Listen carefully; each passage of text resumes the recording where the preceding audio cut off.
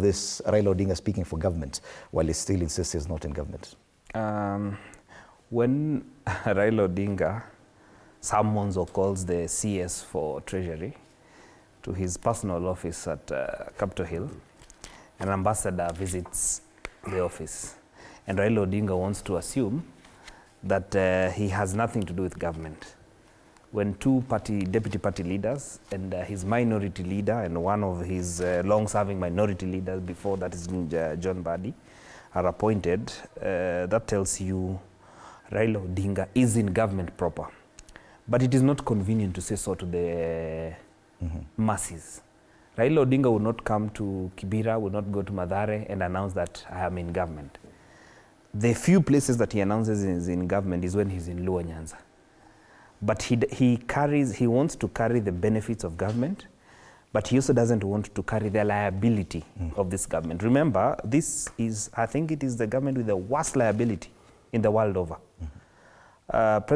Nobody would want to associate with President William Ruto with the kind of messes that he has in this government. And you see, Raila before has said that Ruto is not the kind of person to lead a country. He said for us to fix the country, Ruto must go. Actually, the Ruto must go came up with Raila Odinga. He said for a better economy, we must get him out. He said for us to have, to stabilize institution, we must get him out of office. But now looking at what, especially the one that is hiding the coat of arms, I can tell you Raila would not want to say he's part of government. He will announce it in very many places that he only donated his people because the government was failing.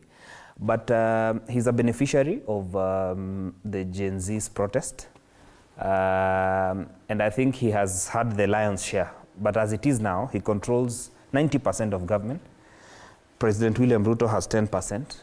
And 10% maybe is what he sits on. He would just want to be president. Whatever Raila does, I think the best interest he has.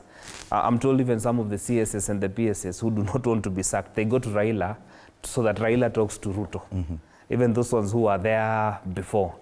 And I'm told Capitol Hill has become a very popular place from people within government, so that every morning, every now and then, they run to Capitol Hill.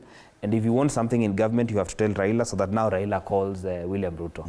It is also said in the corridor that President William Ruto does not know how to say no to Raila Odinga. And he even confesses that the majority he has in parliament is because of having ODM people. And without ODM, he confesses that he would not manage Kenya Kwanza alone because he's lost almost, of course, the people from the central will tell you he's lost the mountain, but not only the mountain, he's lost a lot of us. I come from the South Rift, Kajiado, and I can tell you, my senator, the people who supported him, we are no longer there because when we look at the circumstances that we are in now, there's a huge difference of the person we voted for, we campaigned for, and the deal that we have in government now. When it comes to development, when it comes to anything that we once agreed on, and including even the small things that, committees we held courtesy of our expertise in parliament, of what we went to school for. And now he feels that we need to be part of, we need to do more of broadcasting like myself, which we are glad to do. All right. Is Raila Odinga in government or not? It's a big question. He insists is not. It will be definitely one of the discussions and probably one of the questions that many people in Mount Kenya will be asking. Mr. President, you promised to the